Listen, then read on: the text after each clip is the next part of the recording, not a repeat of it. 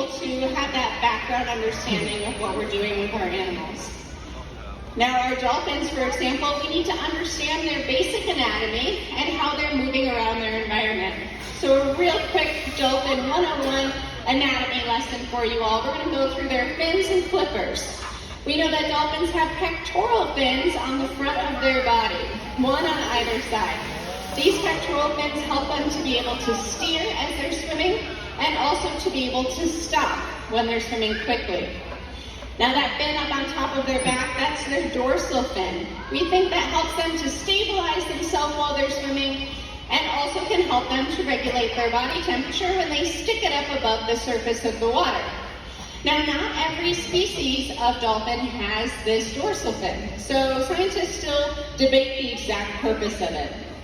Now, my favorite are the tail flukes, and that's at the very back end of the dolphin. The tail flukes, plural, because there's two flukes put together. Those are attached to the real powerhouse of the dolphin, and they move that entire tail in an up and down motion. Make a nice splash for everyone down in our splash zones, and it helps to propel the dolphins at speeds of up to 20 miles an hour. So we're looking for all of these fins and flippers, all of these different components to be able to come together and work appropriately with one another so that we can evaluate that our dolphins are having the best welfare, living the best possible life they can.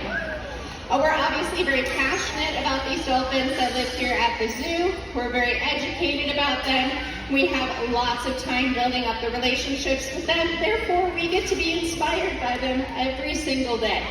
And our hope is that when you come and visit us here at the zoo, you also feel that inspiration by seeing the relationships we built with these animals and just how incredible they are all by themselves, that you're willing to take some action to help protect this species in the wild. Now, if you live here in Indiana, like all of us do, you know that you can feel a bit separated from the world's oceans because they are so far away.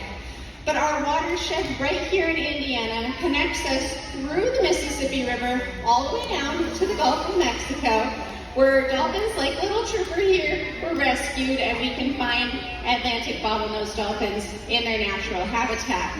So our watershed here in Indiana does make a big difference to the health of oceans that dolphins call home.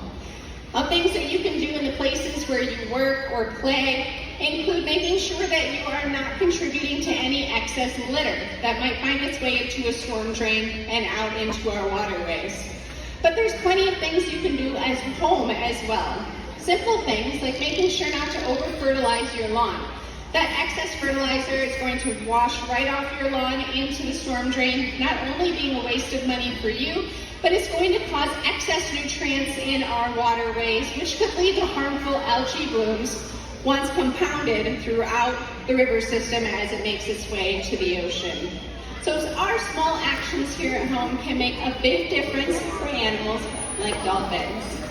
Well, now that you've learned a little bit about our dolphins and about what it's like to be a trainer here at the zoo, let's celebrate these incredible marine mammals and the change that is within our reach.